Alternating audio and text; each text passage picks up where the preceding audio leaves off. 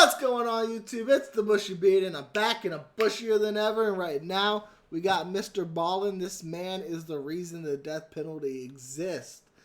Yeah, I'm a lawyer. I believe in the death penalty. I know a lot of people don't.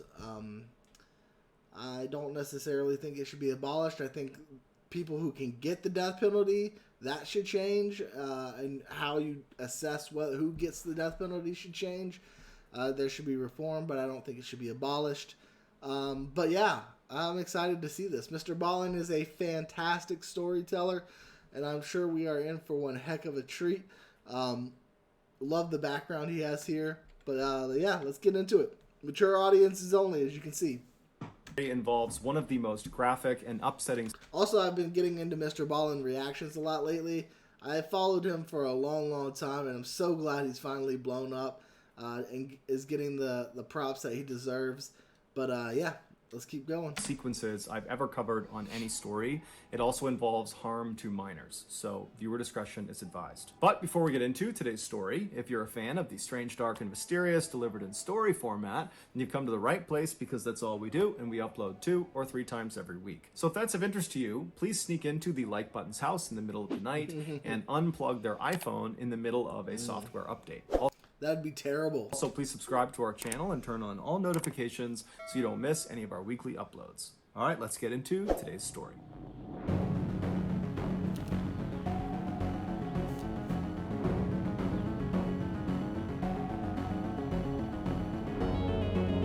I call it 5 hacks. All right, let's get it.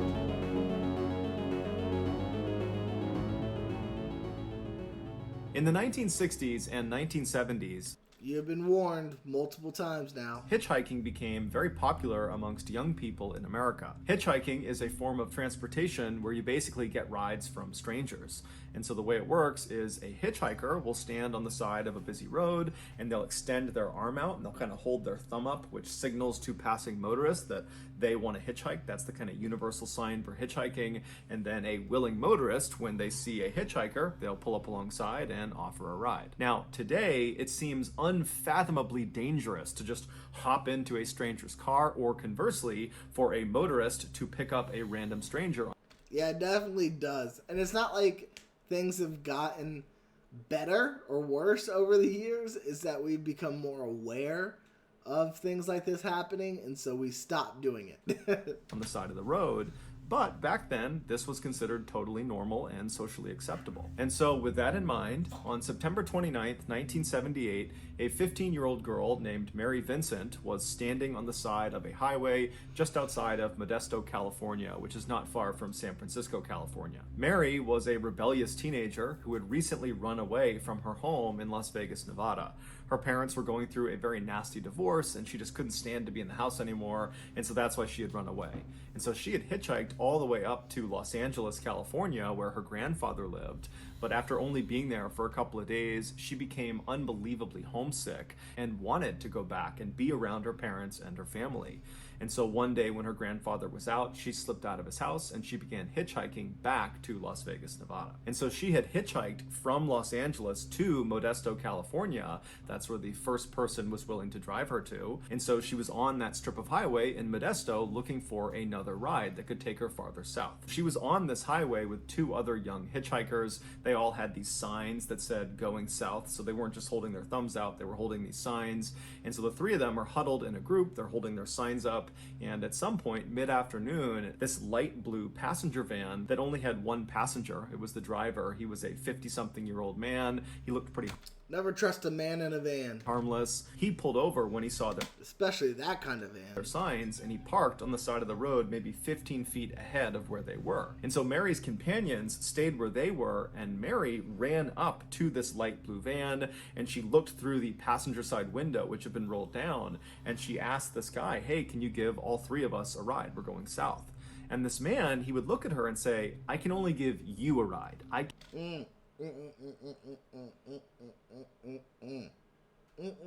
If you are going to hitchhike and you're in a group, and the person says, who has a van nonetheless that can carry lots of people, says, no, I can only give you a ride, don't get in, kids. Don't get in. There ain't no free candy in that van. can't give the other two a ride. I can only give you a ride. And so Mary is confused because she's looking at this guy and she's seeing all this space in his van, and she's thinking to herself, you know, why am I only allowed to go when they're going the same place I'm going and there's plenty of room in this van? But when she kind of gently prodded this man and said, well, you know, are you sure you don't mind taking them too? He just said, look, I will take you, I will not take them. And so Mary said, okay, well, hold on, let me go back and get my bag. And so he's Why? Wow. stays parked. She leaves the van and she runs back to the other two people she was with, and you know, she explains the situation, and they tell her, you know, Mary, this is not good. There's Listen to your friends, folks. If they say this isn't good, clearly it ain't good. something off with this guy. But Mary, even though she too shared this kind of reservation about this guy, she was so desperate to get home. She was so homesick that she couldn't face the idea of having to wait around for another ride, which might not come until the next day or the day after, because not every motorist is willing to pick up hitchhikers. And she just did not want to wait any longer. And so she told her companions that, guys, I'm gonna take the ride. And so she says goodbye to her two friends, she grabs her bag, and she runs back up to the van, and she hops in the passenger seat. As soon as she sat down and closed the door, this man pulled back out onto the road and started driving, and then he turned and looked at Mary and introduced himself. His name was Lawrence Singleton, and he was 50 years old. And then Mary... Huh? You know, she introduced herself, and then they have some small talk, and very quickly, Mary feels at ease around Lawrence. He kind of reminded her of her grandfather. He was very nice, very polite. And so when she started to feel tired pretty early on in their trip, she said, hey, Lawrence, do you mind if I doze off while you drive? And Lawrence would say, no problem, go ahead, go to sleep. And so Mary turned away from Lawrence and kind of curled up on the seat, and pretty quickly she was asleep. A little while later, when she woke up, she looked out the window and immediately could tell they were going the wrong way. So she turned. We ain't in Kansas no more. This is weird. This is a weird one so far. 15-year-olds making dumb decisions. I don't know where this is going. Turns to Lawrence and says, you know, we're going the wrong way. And Lawrence would say, oh, you know what? I made a mistake. I'll get us turned around. You know, sorry about that. I had no idea. But Mary's thinking to herself, we're really far in the wrong direction. And there's no way he accidentally did this. But she kind of bit her tongue because Lawrence would actually turn around and start going in the right direction. And so they're traveling in the proper direction for a little while, and Mary's totally on edge, but she's careful not to give that off to Lawrence because she doesn't really know this guy. And even though he did make her feel comfortable, she just doesn't really know what his intentions are. And so she's just kind of looking around pretty apprehensively. And then they pull into this stretch of highway that kind of ran through this fairly forested area where very few cars were on this stretch of road. And Lawrence suddenly tells Mary that he wants to pull over because he has to go to the bathroom. He wants to relieve himself. And so Mary kind of apprehensively says, yeah, okay, that's fine. And so as Lawrence is beginning to pull off of the highway, Mary happens to look down at her feet, and she notices one of her shoes is untied. And instinctually, Mary just thought to herself, I better make sure that shoe gets tied because I might need to run away from this guy. But she didn't want to reach down and start tying her shoe. It was kind of awkward because the space was small, and she was worried it would be kind of suspicious if she did it. And so she thought, okay, as soon as we pull off, I'll get out of the car and I'll tie my shoe. And so Lawrence, he pulls over, but he doesn't just pull over onto the shoulder of this road. Instead, he pulls into this access road that kind of... Here we go. Dumb people. Trails into the forest. And so as soon as he turned onto this road, the alarm bells are going off in Mary's head. She knows something is wrong, but she doesn't really know what to say to Lawrence because he's not talking to her, and she doesn't really want to look at him. And so she's just kind of going over in her head what she's going to do. Is she going to run? Is she going to confront him? She doesn't know. And then eventually, after about a minute or so, when they are far enough away from the main road that no one on that road could see them, they're pretty far into this forest, Lawrence stops the car and he hops out to go relieve himself. And immediately Mary, she hops out of the car too, and she bends down to I would hop in the driver's seat at this time and tie her shoe. Before she could finish tying her shoe, suddenly something smacked her hard in the back of the head and it knocked her unconscious. It was Lawrence. He had hid a hammer next to his seat, and when he had gotten out, he did not go relieve himself. Instead, he walked around the vehicle and smashed her in the head. When Mary came to, she realized she was laying down in the back of the van, and as she was looking out the windows, she could see that they were still parked out in the middle of the forest. And then when she tried to move, she realized her hands, her feet, everything had been tied down to the van. She couldn't move. And so as she's wondering what's going on, Lawrence comes around, he opens the back doors to this van, he hops inside, and he begins assaulting her. Mary has no idea what to do. She's a 15-year-old kid, and this guy is on top of her. He's not stopping. And so she just began quietly begging him to please stop, set me free, I won't tell anyone. She just kept repeating that over and over and over again, and Lawrence never spoke back. He just continued the assault for hours and hours. Finally, when Lawrence got tired, he got off of Mary and he climbed out of the back of the truck, and he went around and he climbed into one of the front seats and he fell asleep. And so Mary probably tried to free herself from her restraints, but there was nothing she could do. The restraints were tied too tightly, and so for hours she must have just laid there wondering what was going to happen to her. And then at some point, that would be such a terrible feeling, laying there knowing that there's really nothing you can do while your attacker or whoever is sitting in the front seat. What a terrible feeling. I feel so bad for this girl. In the middle of the night, Lawrence wakes up again, and without saying a word to Mary, he just climbs out of the van and gets into the driver's seat, and then drives the van out of the forest. He drives on the main road for a little while until he turns down another access road that takes them away from the main road, so away from any prying eyes, and he comes to a stop somewhere out in this forest in the middle of this big canyon. Lawrence parks the van, he climbs out and walks around to the back. He opens up the back doors where Mary is laying there whimpering and crying and begging to be set free. He climbs inside, and her torture continues for hours and hours until the sun finally came up, at which point Lawrence stopped. He climbed out of the back of the van, and he's standing out there, and he turns around, so he's facing Mary, and he reaches in and he undoes her restraints. So he frees her, he pulls her out of the van and stands her up on the ground, and so she's crying, she's beaten, she's bloodied, she doesn't know what's going on, and she just gently says to him, "Please set me free." And he says, "Oh, you want to be set free? I'll set you free." And so he walks around this totally destroyed 15-year-old girl, and he reaches into the back of his van where there's this toolbox, and he pulls out a hatchet. And so he walks back, and he's standing in front of Mary, and Mary would have had a fraction of a second to see what was in his hand before, in one fluid motion, he reaches and grabs her left arm with his left hand. He grabs her on the wrist, then he raises his hatchet up, and he brings it down on her left forearm, severing her arm off right below the elbow. And so I was warned. This is a bad one, y'all. This isn't bad. So Mary falls backwards to the ground, and she looks down at where her left arm just was. She's in shock, and before she can do anything, Lawrence just walks over, and with his left hand again, he reaches over and grabs her right wrist. And now Mary knows what he's about to do. He's still holding this hatchet, and so she's screaming and she's kicking him as hard as she can to try to get him off of her, but his grip is too strong. And then he begins to chop at her right forearm over and over again. It would take 4 hard blows to finally sever her right arm off of her body. And so Mary falls to the ground in a heap. She's bleeding profusely. She's screaming in agonizing pain. And all Lawrence can focus on is that one of Mary's amputated hands was clutched on to his left arm. When he cut off her left hand, it had gripped onto his arm, and now it was stuck to him.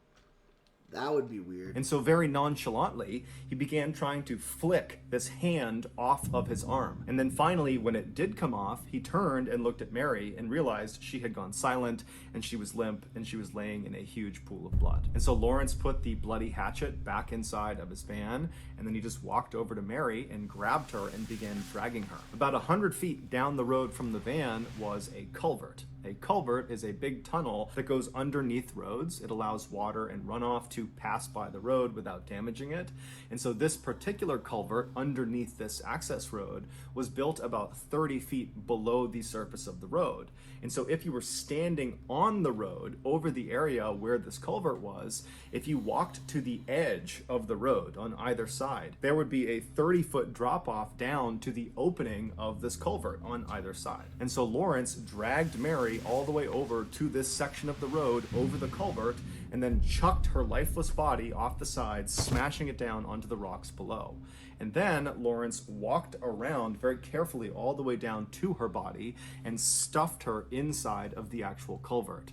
And then as he was walking away, he said to her, "Now you're free." After Lawrence left, Mary should have been dead. Really, she should have died at several points along this Wait, she isn't dead yet?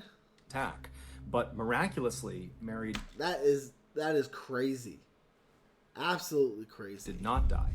And in fact, she would later say she vividly remembered the entire attack. She was fully lucid, fully conscious, fully aware for the entire thing, save for the moment when she was knocked unconscious by the hammer. And so she vividly remembered having her arms amputated, and she specifically remembered one particular point in the beginning, before her left arm, the first arm, had been amputated. He grabbed her left wrist, and she in turn instinctively grabbed with her left hand onto his left arm. So she's clutching onto him, and so when he came down and cut her arm off, she began falling backwards, but she remembered thinking to herself, why am I falling backwards? I just grabbed onto his arm. I had a firm grip. And then as she's falling, it's like time is standing still. She literally saw her hand still clutching his arm Oh my.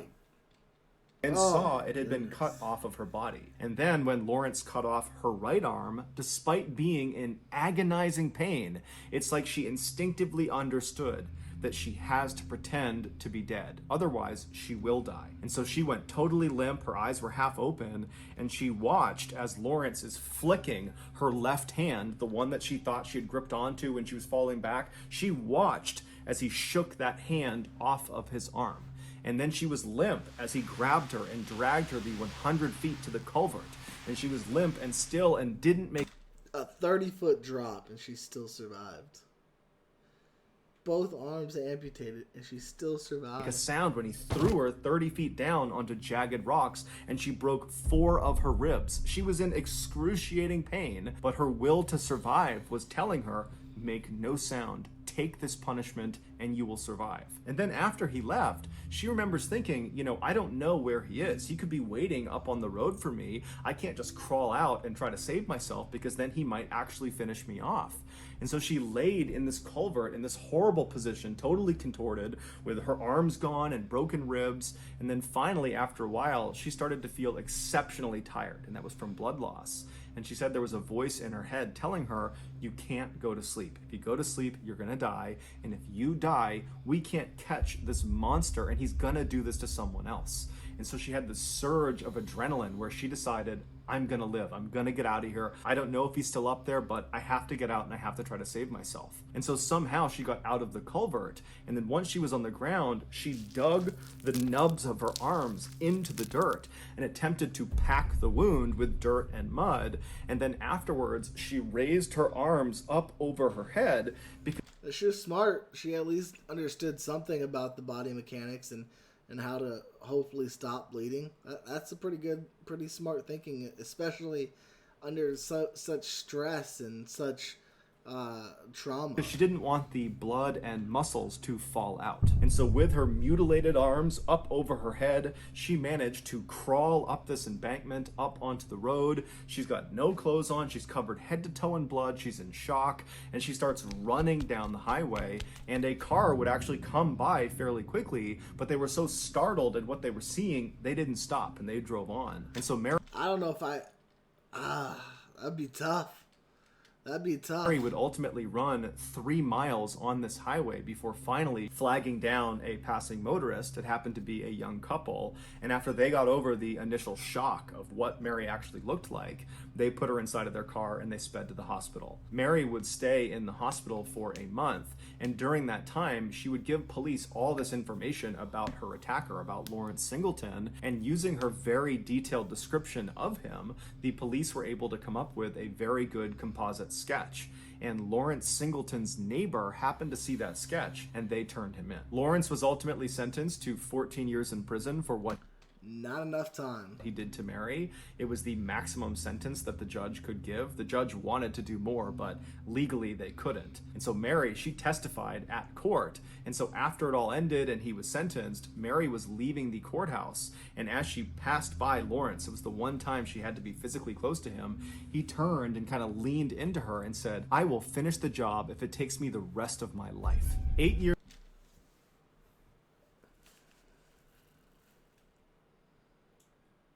I would have finished the job if I was her right there. I would have.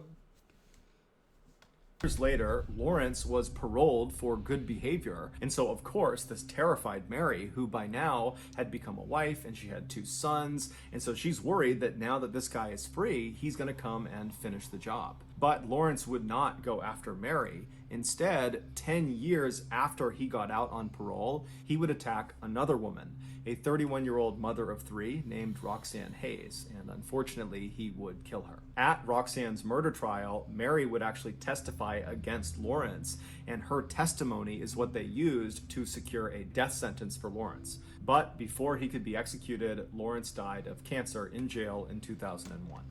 That's unfortunate. When Mary heard that Lawrence had died, it takes away. She felt very cheated. However, her sons were very relieved to find out that her attacker had died, and so she took some solace in that. Outrage over Lawrence's early release, considering what he did to Mary, and the fact that that early release led to another person being killed, led to the creation of the Lawrence Singleton Bill, which gives judges the ability to give 25-year to life sentences in cases that involve torture. Meaning, under this bill, Lawrence would never have gotten out of prison after what he did to Mary. So that's pretty cool. Gonna do it, guys. If you got, I mean, that's smart. It's crazy. I don't even think I could imagine going through something like that.